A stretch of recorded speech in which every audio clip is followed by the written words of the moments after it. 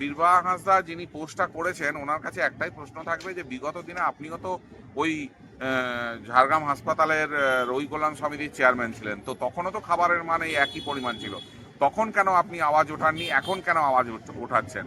তো তাহলে আমরা কি ধরে নেবো এর মাঝে কোনো অভিসন্ধি আছে বা ওনাদের কোনো অন্তর্কলহ এর মধ্যে আছে?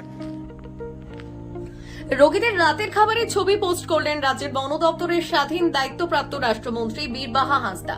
কটাক্ষ করে লিখলেন, মুরগিও যে লজ্জা পাবে। সাধারণ কারো মন্তব্য হলে তা নিয়ে হয়তো বিশেষ হইচই হতো না, কিন্তু কমেন্ট করেছেন ঝাড়গ্রাম শহরের তৃণমূল বিধায়ক রাজ্যের বনমন্ত্রী বীরবাহা হাঁসদা।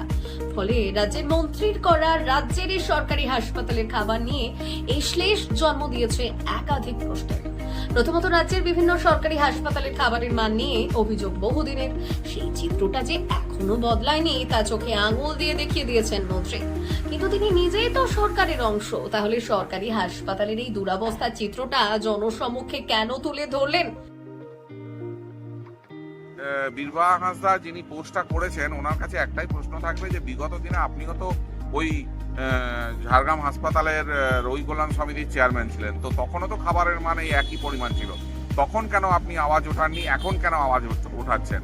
তো তাহলে আমরা কি ধরে নেবো এর মাঝে কোনো অভিসন্ধি আছে বা ওনাদের কোনো অন্তর্কলহ এর মধ্যে আছে?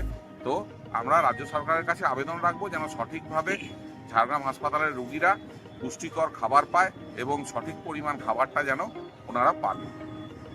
গতকালকে মাননীয় মাননীয় মন্ত্রী তিনি এই বিধানসভার বিধায়ক উনিও নাকি খাবারের গুণমান নিয়ে প্রশ্ন তুলেছে। তো আমার প্রশ্ন, যেহেতু উনি রাজ্য মন্ত্রিসভার সদস্য, উনি আমার এই যেখানে হাসপাতাল সেই বিধানসভার উনি বিধায়ক, তো আমার মনে হয় ওনারও কোথাও না কোথাও শুধু হোয়াটসঅ্যাপ স্ট্যাটাস নয়, সোচ্চার হওয়া দরকার। প্রয়োজনে সাধারণ মানুষকে নিয়ে আন্দোলন নেওয়া দরকার, যে সাধারণ মানুষ স্বাস্থ্য পরিষেবা থেকে বঞ্চিত হবে, গুণগত মান খাবার পাবে না, তো স্বাস্থ্য তাহলে বিষয় কোথাও না কোথাও সাধারণ মানুষকে বঞ্চিত করা হচ্ছে।